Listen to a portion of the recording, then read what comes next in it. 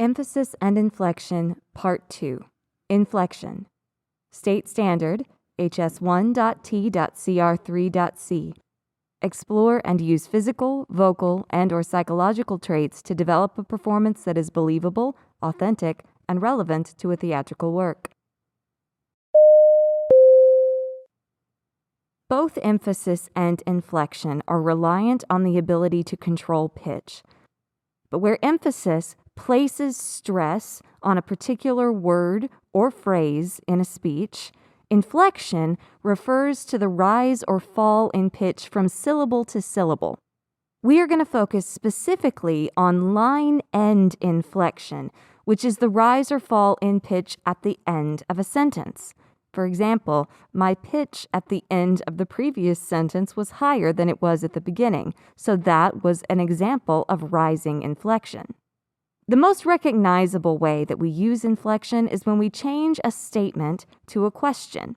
Normally, speakers will drop the inflection at the ends of their sentences like this. When it's a statement, there's a period at the end. If the sentence is "you're going out," 3 words, and I make it a statement, then I'm going to drop my pitch at the end of the sentence. You're going out. That's a statement. When I change that to a question, I put a question mark instead of a period. When I speak, the question mark is created when I lift the inflection, or I lift the pitch very sharply at the end of the sentence. So to make that same 3-word sentence a question, it would sound like this. You're going out? The pitch of that last word was significantly higher than the words that had come before it. Pitch variations are often subtle and hard to hear. We use them all the time in interpersonal communication, but we're not used to analyzing each other's speech in real time. Often, these signals are subconscious, and we don't consciously think about the pitch changes as we're listening to someone tell us a story or ask us questions. They exist, they're there. I've been controlling my pitch upward and downward this entire time I've been speaking, but unless you are deliberately listening for those variations, they're really difficult to pick up on. It's a lot easier to hear when singing. So in this exercise, I'm going to sing for you. Your task is to identify which word is sung with the highest pitch and which is sung with the lowest pitch. Are you ready? Let's go fly a kite up to the highest height. Let's go fly a kite and send it soaring up through the atmosphere, up where the air is clear. Oh, let's go fly a kite.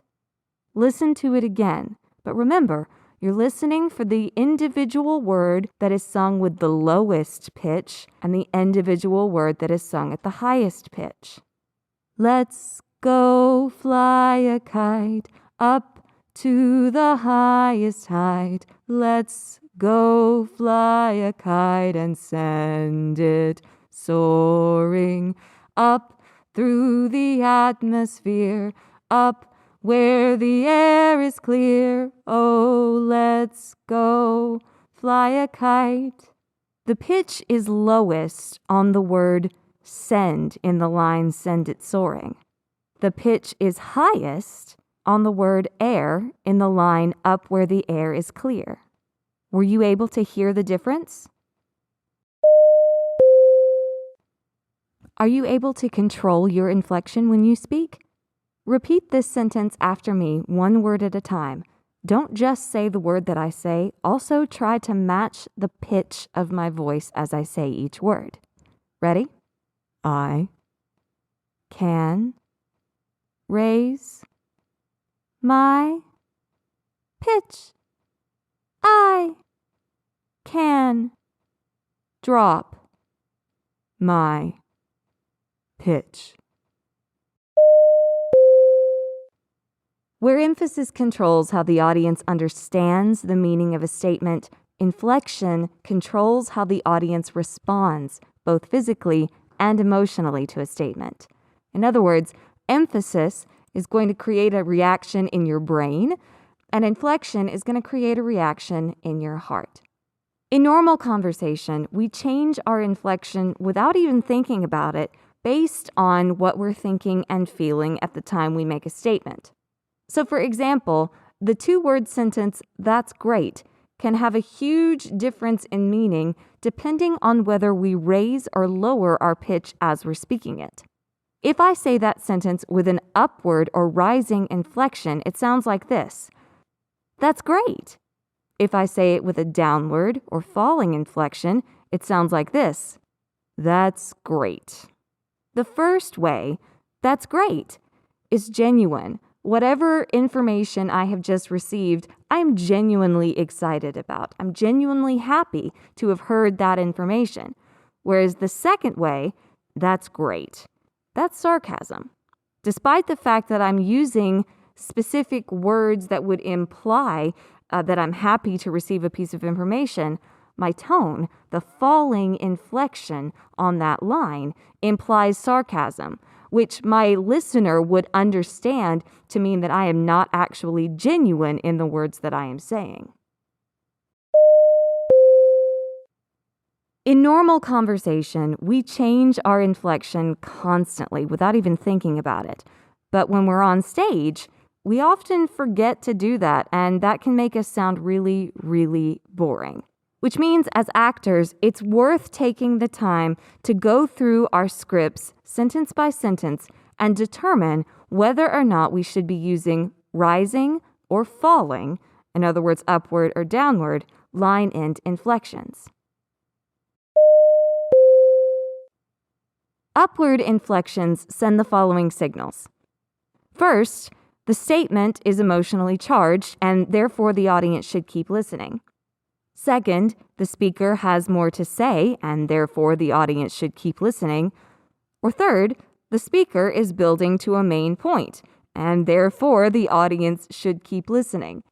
Which is to say, when you're on stage and determining whether or not you should use rising or falling inflection, as long as your character wants people to keep listening to what they are saying, they should use rising inflection. Downward inflection or falling line end inflection sends the following signals. First, the speaker has finished their turn to talk, and therefore the audience can take a turn. We use this all the time when we're having a conversation with our friends. When I'm done saying my piece and I'm ready for my friend to respond to me, then I'll use a falling inflection as a way to subconsciously let the other person know I'm ready for their response. Number two, the speaker has reached a conclusion, and therefore the audience needs to prepare for a change of topic. In this instance, the falling inflection acts almost like an indentation of a new paragraph, letting you know that the topic on which I am speaking is about to change. And third, we use falling inflection when we're done speaking entirely, and therefore we're ready for the audience to stop listening to us. In summary, your inflection should change based upon what you want the audience to do. Should they keep listening? Should they switch gears? Or are you ready for them to tune out? Whatever you do, you should avoid dropping pitch at the end of every sentence because it makes you boring to listen to. Remember, use upward inflection for every statement that precedes a main point or a big question. And then, once you've reached that main point, drop in pitch and begin that climb upward again. You should also use a rising inflection for each item in the list, meaning that each item is a little bit higher in pitch than the item that came before it.